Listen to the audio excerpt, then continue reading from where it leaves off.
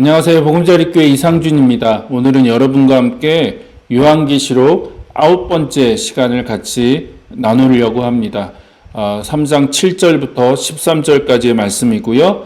여러분이 잘 아시는 그 빌라델비아 교회를 향한 주님의 말씀을 같이 나누려고 합니다.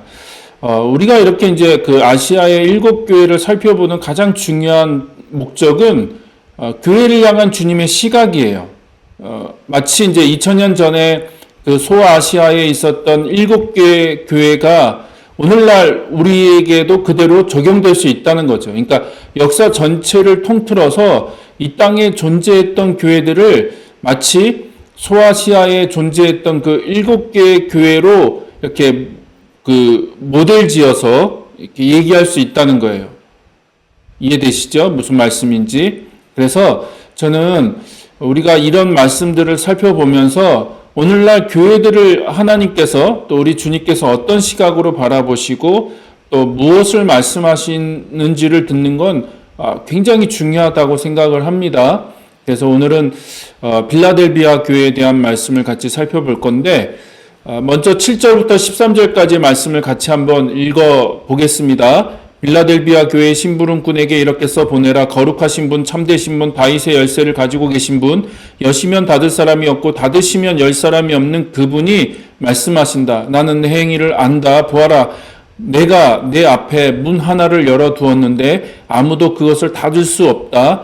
내가 힘은 적으나 내 말을 지키며 내 이름을 모른다고 하지 않았다. 보아라, 내가 사탄의 무리에 속한 자들을 내 손에 맡기겠다. 그들은 스스로 유대 사람이라고 하지만 사실은 그렇지 않고 거짓말을 하는 자들이다. 보아라, 내가 그들이 와서 내 앞에 꿇어 엎드리게 하고 내가 너를 사랑하였다는 것을 알게 하겠다.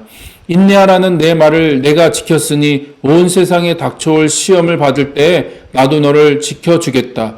시험은 땅 위에 사는 사람들을 시험하려고 닥치는 것이다. 내가 곧 가겠다. 너는 내가 가진 것을 굳게 붙잡아서 아무도 내 면류관을 빼앗지 못하게 하여라. 이기는 사람은 내가 내 하나님의 성전의 기둥이 되게 하겠다. 그는 다시는 성전을 떠나지 않을 것이다. 나는 내 하나님의 이름과 내 하나님의 도시 곧 하늘에서 내 하나님께로부터 내려오는 새 예루살렘의 이름과 또 나의 새 이름을 그 사람의 몸에 써두겠다. 귀가 있는 사람은 성령이 교회들에게 하시는 말씀을 들어라. 아멘. 자, 우리가 이제 계속해서 아시아의 7교회를 살펴보고 있고 그 중에서 이제 오늘은 빌라델비아 교회를 살펴보겠다고 말씀드렸죠. 지도상으로 보면 이제 정중앙에 있는, 그러니까 아시아 지역, 소아시아 지역에 있는 그 교회들 중에 또 도시들 중에 정중앙에 위치하고 있다는 것을 우리가 확인할 수 있고요. 그래서 이 교회를 향해서 주님께서 무엇을 말씀하셨고 또 이 교회가 어떤 교회였는지를 우리가 같이 한번 확인해 보기를 원합니다. 자, 이 편은 여러분이 계속해서 머릿속에 잘 기억해 두셨으면 좋겠습니다. 특별히 예수님을 어떻게 소개하고 있는지 또 그 교회가 어떤 칭찬과 책망과 권면을 들었는지 그리고 마지막으로는 종말론적인 약속을 무엇이라고 하셨는지 이게 다 서로 연결된다고 말씀드렸습니다. 이건 여러분 귀에 못이 받도록 제가 계속해서 반복되는 이야기이지만 다시 한번 얘기 드리는 거예요. 그래서 예수님을 소개하고 있는 그 내용과 그 책망, 칭찬, 권면이 서로 연결되고 또 최종적인 약속도 그 소개되는 예수님의 모습과 연결된다는 것을 우리가 확인할 수 있다고 말씀드렸잖아요. 그래서 빌라델비아 교회에서도 우리가 그것을 확인할 수 있습니다. 자, 그러면 첫 번째로 빌라델비아 교회를 향해서 예수님을 어떻게 소개하고 있는가, 부활승천하신 예수님을 어떻게 소개하고 있고 어떻게 묘사하고 있는가, 우리가 그것을 확인해 보기를 원합니다. 자, 7절에 보니까 뭐라고 되어 있습니까? 빌라델비아 교회의 심부름꾼에게 이렇게 써보내라. 거룩하신 분, 참되신 분, 다윗의 열쇠를 가지고 계신 분. 그래서 열쇠를 가지고 계시기 때문에 여시면 닫을 사람이 없고 닫으시면 열 사람이 없다라고 말씀하시죠. 그래서 여기서 거룩하고 참되시다라고 하는 표현은 어떤 의미냐면 구약에서 오직 하나님에게만 사용되는 표현이었다는 거죠. 구약을 보면 오직 하나님에게만 사용되는 표현이었는데 동시에 이것을 이제 하나님 왕국을 성취하실 메시아에게 지금 사용하고 있는 거죠. 그렇게 그 표현을 메시아에게도 사용하고 있고, 그런 표현을 사용한다는 것은 바로 예수님이 하나님이신이라는 얘기를 지금 밝히고 있는 거죠. 그러니까 구약적으로 보면 오직 하나님에게만 쓸 수 있는 표현을 지금 예수님에게 쓰고 있기 때문에 예수님이 하나님이시구나 라고 하는 것을 우리가 이 표현을 통해서 알 수 있고, 또 동시에 메시아의 예언을 성취하실 진정한 메시아, 구약에 그 예언된 그 메시아가 예수님이구나 라고 하는 것도 우리가 이 표현을 통해서 확인할 수 있다는 겁니다. 그리고 이제 중요한 건 다윗의 열쇠를 가지고 계신 분이라고 얘기하고 있죠. 자, 이것은 이제 어떤 것과 연결되느냐? 자, 우리가 앞에서 한번 살펴봤는데 1장 18절을 보니까 뭐라고 되어 있습니까? 사망과 지옥의 열쇠를 가지고 계신다라고 얘기하고 있죠. 사망과 지옥의 열쇠를 갖고 계시고, 또 빌라델비아 교회를 향해서는 뭐라고 표현하고 있어요? 다윗의 열쇠를 갖고 계신다라고 이렇게 표현하고 있는데, 이게 서로 연결되는 겁니다. 열쇠라고 하는 그 단어로 서로 연결되는 거죠. 그래서 1장에서는 사망과 지옥의 열쇠, 그 다음에 빌라델비아 교회를 향해서는 다윗의 열쇠라고 이렇게 표현하고 있는데, 우리가 이 표현을 알려면 이사야서 9장, 그 다음에 22장을 자세히 설명해야 됩니다. 근데 그럴 시간은 없어요. 그러니까 제가 간단하게 9장과 22장을 그냥 간단하게 말씀드리면, 나중에 이 말씀을 읽어보시면 아시겠지만 엘리야김의 그 왕권에 대한 이야기입니다. 그러니까 통치권, 왕권에 대한 얘기예요. 그래서 다윗의 열쇠가 누구한테 있냐면 엘리야김에게 있다고 얘기합니다. 그래서 열면 닫을 사람이 없고 닫으면 열 자가 없다라고 하는 그 표현, 그 다윗의 열쇠를 가지고 있기 때문에 그 엘리야김이 문을 열면 닫을 사람이 없고 닫으면 열 사람이 없다라고 얘기하는 거죠. 근데 그 다윗의 열쇠, 그 왕권을 누가 지금 갖고 계십니까? 예수님이 갖고 계시는 거죠. 예수님에게 있다고 지금 얘기하잖아요. 그래서 그 왕권을 최종적으로 승계받으시는 분이 바로 예수님이다라고 얘기하고 있는 거죠. 그러므로 예수님이 가지고 계신 그 권세, 그리고 구원과 심판에 대한 그 권세, 그래서 예수님이 한번 구원의 문을 닫으시면 열 사람이 없고 구원의 문을 여시면 닫을 사람이 없다라고 하는 그 의미로 열쇠를 얘기하고 있다. 그래서 누가 왕국에, 하나님 왕국에 들어갈 수 있는지, 하나님 나라에 들어갈 수 있는지 들어가지 못할지를 결정하시는 분이 누구세요? 그게 바로 예수님이라는 거죠. 예수님. 그래서 예수님이 그런 왕권, 그 다윗의 열쇠를 가지고 계신 분이시다라고 하는 그 얘기를 하고 있습니다. 그래서 우리가 이걸 기억하고 이제 빌라델비아 교회 상황으로 들어가 보면 좋겠습니다. 그래서 이제 두 번째는 교회를 향해서 무엇이라고 말씀하셨냐, 그 교회가 갖고 있는 장점 혹은 단점 혹은 겉면, 그 내용이 무엇인가라고 하는 것을 우리가 같이 확인해 보려고 합니다. 자, 8절 이하를 보니까 뭐라고 얘기하고 계세요? 나는 내 행위를 안다 라고 얘기하시면서 이제 내 앞에 문을 하나 열어두었는데, 앞에 열쇠를 얘기하셨잖아요. 그쵸? 다윗의 열쇠를 갖고 계신데 그 다윗의 열쇠를 가지신 분이 문을 하나 열어두었는데 아무도 그걸 닫을 수가 없다는 거예요. 그러니까 닫아놓은 게 아니라 열어놨다. 이건 굉장히 긍정적인 거죠. 그래서 그것을 열어놨는데 그것을 닫을 자가 아무도 없다. 그러면서 이제 이 교회를 향한 칭찬이 이어지죠. 내가 힘은 적으나, 그래서 아마 이 빌라델비아 교회가 굉장히 작은 교회였던 것 같아요. 예, 숫자적으로도 작고, 그리고 그 도시 안에서 그리스도인들의 신분적, 그러니까 정치적, 경제적, 사회적으로도 매우 작은 교회, 그리고 연약한 교회였던 것 같습니다. 그래서 힘이 적은 교회였죠. 그러나 뭐라고 얘기하십니까? 내 말을 지키며 내 일을 모른다고 하지 않았다는 거죠. 여러 가지 어려움과 박해와 핍박, 그런 고통, 또 여러 가지 고난 속에서도 그들은 예수님의 말씀을 순종하였고 그 예수님의 이름을 모른다고 하지 않았다는 거죠. 그게 이제 이 교회가 칭찬받는 교회의 모습을 우리가 확인할 수 있습니다. 그리고 또 뭐라고 얘기하십니까? 보아라, 내가 사탄의 무리 속에 속한 자들을 내 손에 맡기겠다는 거죠. 그들은 스스로 유대 사람이라고 하지만 사실은 그렇지 않고 거짓말하는 자들이다. 보아라, 내가 그들이 와서 내 앞에 꿇어 엎드리게 하고 내가 너를 사랑하였다는 것을 알게 하겠다라고 얘기합니다. 아마 이제 이 빌라델피아 교회가 여러 가지 이제 박해 또 고난 어려움을 겪었는데 그 원인이 그러니까 제공자가 누구라고 하는 걸 확인할 수 있습니까?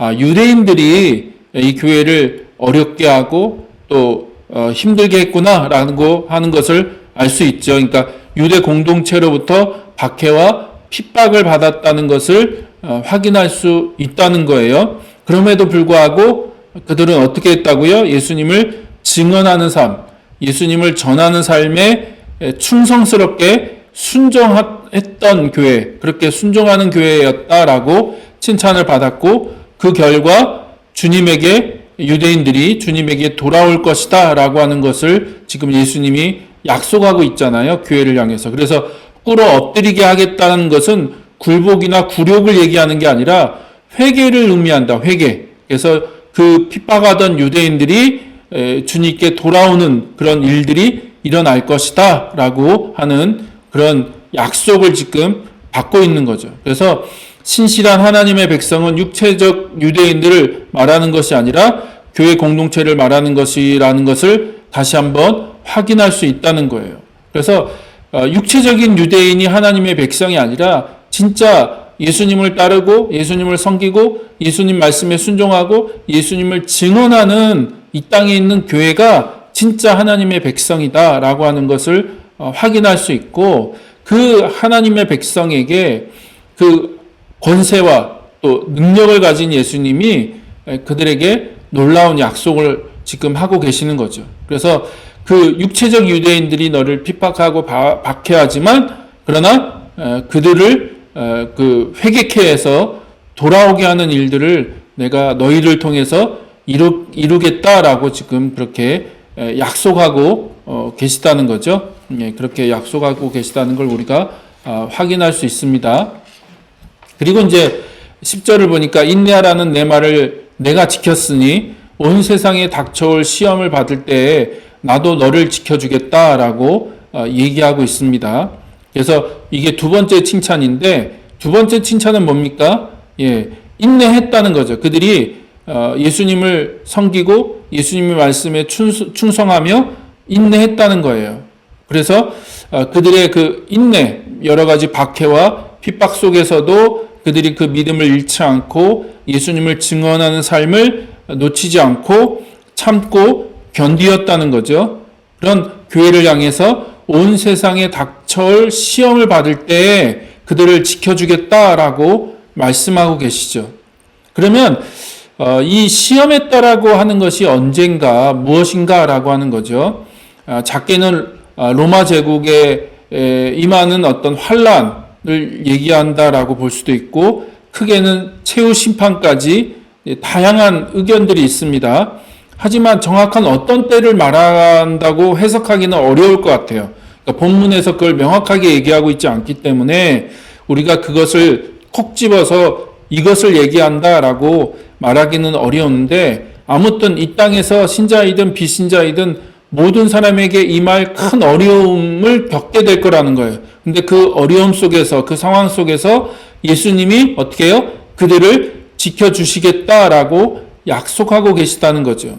이것은 물리적인 보호를 얘기하는 게 아니라 영적인 보호. 그러니까 요한계시록뿐만 아니라 신약 성경 전체가 신자들은 이 땅에서 고난을 받죠. 그러니까 그 고난의 면제를 얘기하는 게 아니다. 제 말을 오해하지 마십시오. 그러니까 고난을 면제받도록 내가 너희들을 물리적으로 보호해 줄게 라고 얘기하시는 게 아니라 그 고난 자체의 면제를 얘기하는 게 아니라 예수님의 약속은 그 고난 속에서도 악에 빠지지 않게 하는 것. 그러니까 그 고난 때문에 그들이 넘어지거나 쓰러지거나 그리고 악에 빠지지 않고 죄를 짓지 않도록 그들을 지켜주시고 이끌어주시고 보호해 주시겠다라고 하시는 약속이라고 하는 것을 우리가 이해했으면 좋겠습니다. 그렇게 이해하는 것이 이 본문을 또 혹은 요한계시록 전체 우리 그 이어지는 말씀 속에서 그 내용을 잘 해석할 수 있는 그 거라고 생각합니다. 그래서 예수님이 계속해서 요한계시록 곳곳에 그런 약속을 하세요. 교회를 향해서 그런 약속을 하시고 끝까지 믿음을 가지고 승리하는 자, 인내하는 자, 그리스도를 따르는 자들에게 예수님이 그런 약속을 하시는데 그것은 다시 말씀드리지만 이 땅에서 고난이 면제받는 것을 얘기하는 게 아니라 그 고난 속에서도 예수님이 그들 가운데 함께 하시고 평안을 주시고 지키시고 인도하셔서 최종적인 구원을 얻을 수 있도록 예수님이 그들을 이끄시고 보호해 주실 것이다 라고 하시는 약속이라고 하는 것을 여러분이 꼭 아셨으면 좋겠습니다. 그래서 예수님을 따르는 신자들은 이 땅에서, 이 세상에서 물리적인 고난을 겪어야죠. 하지만 그런 상황 속에서 주님이 주시는 평안, 영적인 안전을 누리게 된다는 겁니다. 예를 들어 볼까요? 자, 요한복음 17장 15절입니다. 내가 아버지께 비는 것은 그들을 세상에서 데려가시는 것이 아니라 악한 자에게서 그들을 지켜주시는 겁니다. 그렇죠? 그러니까 세상으로부터 고난이 있고 박해가 있고 핍박이 있는 그 세상으로부터 데려가시는 거. 그러니까 완전히 그 고난을 면제받게 하는 거. 그것이 아니라 그들이 여전히 이 세상에서 살아간다는 거예요. 그래서 여전히 이 세상에서 어려운 일 당하기도 하고 고난을 당하기도 하고 고통을 당하기도 한다는 겁니다. 그러나 그럼에도 불구하고 예수님이 기도하시는 건 뭐예요? 그런 상황 속에서 악한 자에게서 그들을 지켜주시도록, 그들을 보호해 주시도록 그렇게 하나님께 기도하고 계시는 거죠. 자, 그리고 16장 33절, 요한복음 16장 33절에도 이렇게 얘기하고 계세요. 내가 이것을 너희에게 말하는 것은 너희가 내 안에서 평화를 얻게 하려는 것이다. 나는 세상에서 환난을 당할 것이다. 그러나 용기를 내어라. 내가 세상을 이겼다. 라고 얘기하시죠. 그러니까 예수님마저도 이 세상에 계실 때 고난을 당하셨고 심지어 죽으셨죠. 그렇죠? 우리가 따르는 그 예수님도 이 땅에서 고난을 받고 또 죽임을 당했습니다. 그렇기 때문에 예수님을 따르는 자들에게도 뭐가 그 앞에 놓여 있어요? 고난이라고 하는 게 놓여져 있다는 거예요. 그래서 우리가 예수님을 잘 믿으면 그 고난이 비껴가거나 그 고난을 면제받는 것이 아니라는 것을 여러분이 꼭 기억해 주셨으면 좋겠고, 그러나 우리가 그 고난 속에서 희망을 가질 수 있는 건 뭡니까? 이미 예수님께서 그 고난을 통과하셨고 부활하심으로 이기셨죠. 그렇죠? 승리하셨다는 거예요. 그러므로 이기신 예수님, 승리하신, 부활하신 예수님이 하늘 보좌 우편에 앉아 계시면서 이 땅에서 고난받는 신자들, 이 땅에서 예수 그리스도를 따르는 그 제자들, 그 공동체, 제자 공동체인 교회를 지키시고 이끄시고 함께 하시겠다. 그리고 또 세상이 줄 수 없는 평안, 그렇죠? 평화를 주시겠다라고 약속하고 계시다는 거죠. 그래서 여러분들이 다시 한번 이 부분을 잘 정리할 수 있었으면 좋겠습니다. 이런 상황 속에서 교회는 가진 것을 꼭 붙잡아야죠. 그렇죠? 11절에 보니까 내가 꼭 가겠다. 너는 내가 가진 것을 꼭 굳게 붙잡아라 라고 얘기하고 계시죠. 다시 말해 지금까지 해왔던 것처럼 계속해서 인내하라고 말씀하고 계시는 거죠. 예수님은 그렇게 인내하며 주님을 따르는 교회들 가운데 함께 하신다는 거예요. 여기서 내가 곧 가겠다라는 것은 재림을 의미하지 않는다는 거죠.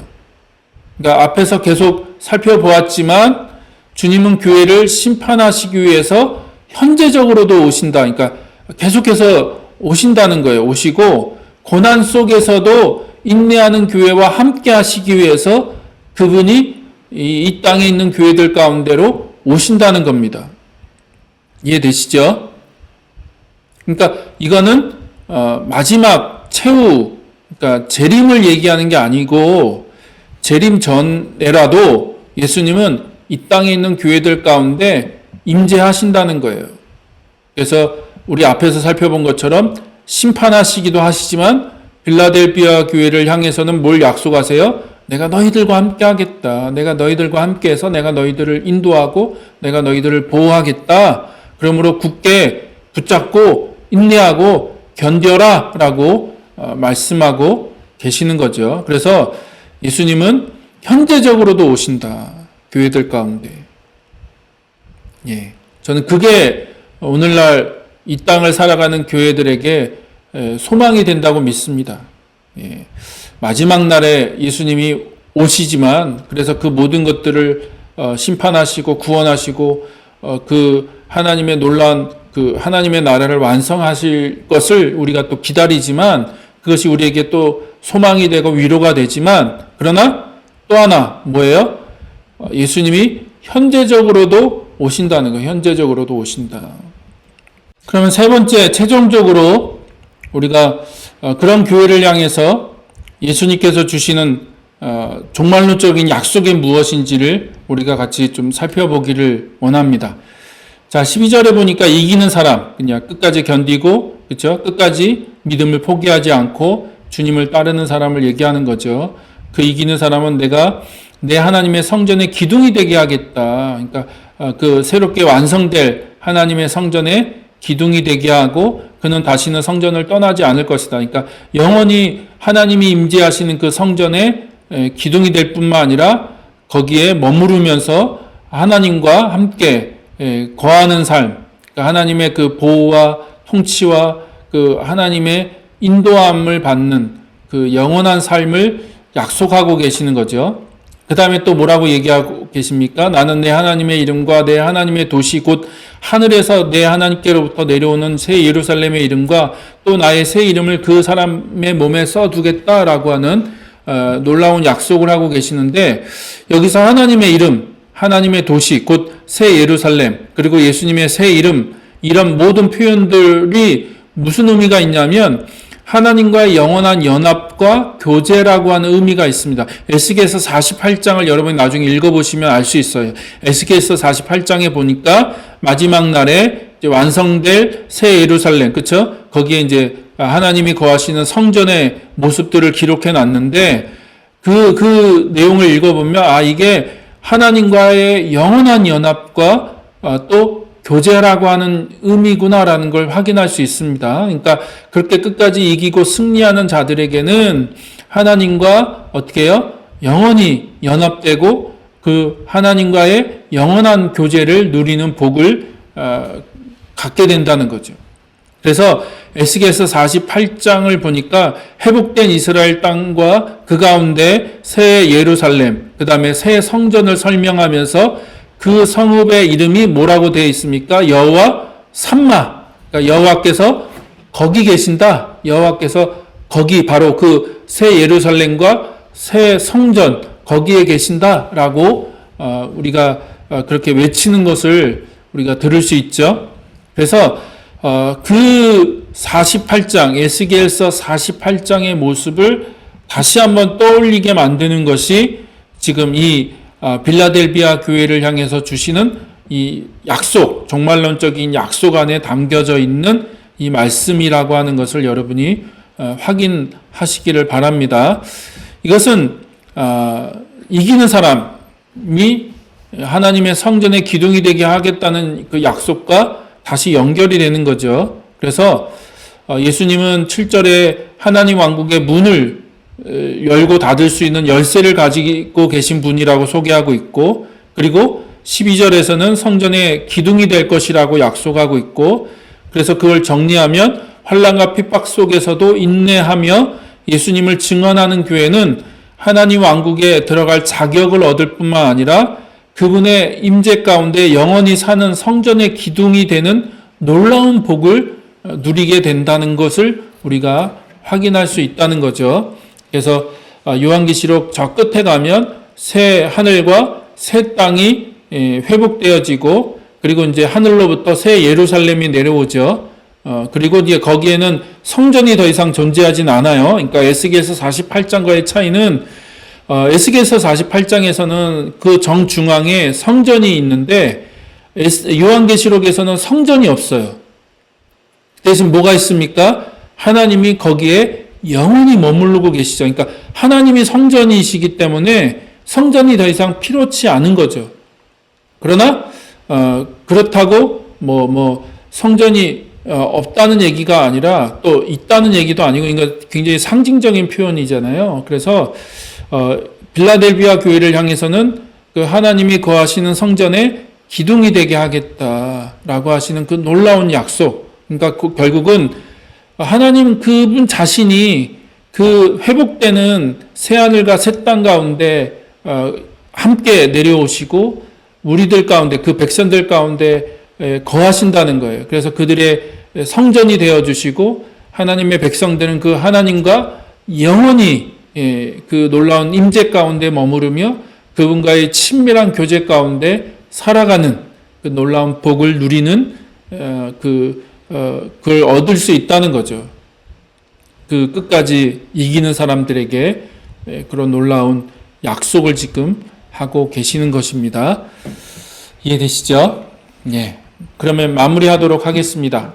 작은 능력을 가졌음에도 불구하고 그리스도를 증언하고 많은 고난에도 끝까지 인내하며 주님이 가신 길을 따라가는 것이 교회의 사명임을 다시 한번 발견할 수 있다는 거죠. 그래서 우리가 자꾸 착각하는 것 같아요. 빌라델비아 교회가 워낙 유명해요. 그러니까 책망이 없는 교회, 칭찬만 들은 교회. 그래서 이 교회의 이름을 따서 이제 교회를 개척하거나 또 새로운 교회를 이렇게 세울 때 빌라델비아 교회라고 하는 그 이름을 많이 쓰잖아요. 그러다 보니까 이 교회가 굉장히 컸나 보다. 교인 수도 많았고 또 여러 가지로 정말 자랑할 것이 많은 교회였나 보다라고 우리가 착각하는데, 그러나 실상 빌라델비아 교회는 너무나 작은 교회, 교인 수도 얼마 되지 않았고 또 자랑할 것이 없는, 사회적으로 경제적으로 또 그 당시 빌라델비아라고 하는 도시 안에서 교회는 너무나 자랑하거나 내세울 것이 없는 그런 교회였다는 거죠. 그러나 주님이 보시기에 빌라델비아 교회는 어떤 교회였습니까? 큰 교회였죠. 힘이 있는 교회. 끝까지 그들이 고난 속에서도 굴하지 않고 예수님을 증언하고 또 그 믿음으로 인내하고 그리스도를 따랐던 그런 교회였다는 거예요. 그래서 예수님이 보시기에 칭찬만 있는 교회였다라고 우리가 그걸 확인할 수 있다는 거예요. 그래서 이 땅의 교회가 어떤 모습으로 존재해야 되느냐, 무엇이 예수님 보시기에 정말로 큰 교회이며 무엇이 예수님이 보시기에 칭찬받을 만한 교회인가 라고 하는 걸 우리가 다시 한번 이걸 통해서 발견했으면 좋겠어요. 큰 예배당, 많은 성도, 많은 교인들, 또 헌금도 많이 나오고 세상적으로 우리 교회에 출석하는 사람들 중에 장관도 있고 누구도 있고 의사도 많고 대학 교수도 많고 그런 어떤 것들을 자랑하는 교회가 아니라, 주님은 그런 거 전혀 관심이 없다는 거죠. 너희들이 고난 속에서도 예수 그리스도를 증언하는 일에 충성하고 있느냐, 타협하지 않고 굴하지 않고 끝까지 믿음으로 예수님을 따르는 삶을 살아가고 있느냐라고 하는 것, 그게 가장 중요한 예수님이 보시는 기준이라는 것을 우리가 확인할 수 있다는 거죠. 그리고 그런 교회를 향해서 예수님은 그렇죠? 보호와 함께하심, 현재적으로 그들을 보호하시고 또 그들과 함께하시고 또 종말론적으로도 새하늘과 새 땅에서 영원히 주님의 임재 가운데 주님과 함께 그분의 그 성전, 거하시는 성전의 기둥이 되고 예수님과 하나님과 그 연합, 그렇죠? 영원한 연합과 영원한 그 친교를 약속받는 놀라운 그 미래를 약속받는 그걸 우리가 확인할 수 있었다는 거죠. 그래서 저는 진짜 건강한 교회가 뭔가, 종종 저는 그런 일을 겪어요. 제주도에서 이제 이렇게 우리 성도가 교회 제주도 내려갔으니까 한번 내가 너희들 교회 좀 소개하고 싶네, 그런 얘기를 좀 하십니다. 그리고 이제 연락처를 받아서 얘기하다 보면 다 작은 교회 원치 않아요. 다 큰 교회 가기를 원합니다. 그분들을 비난하는 게 아니에요. 저는 그분들을 비난하는 게 아니라 근데 말은 다 건강한 교회를 찾는다, 좋은 교회를 찾는다라고 얘기하지만 결국 그 좋은 교회라고 하는 기준이 뭐냐는 거예요. 제가 뭘 얘기하고 싶은지 이해가 되시죠? 그래서 저는 이걸 통해서 정말로 예수님이 교회를 어떻게 보시는가, 교회의 건강성, 칭찬받는 교회, 정말 예수님께 인정받는 교회가 어떤 교회인가 라고 하는 것을 저는 빌라델비아 교회를 통해서 발견할 수 있다고 생각합니다. 그래서 정말 이 땅에 있는 교회들이 빌라델비아 교회처럼 작은 능력을 가졌으나 그러나 끝까지 주님을 따르는 공동체, 그런 건강한 공동체가 되기를 주의 이름으로 소망하고 축복합니다.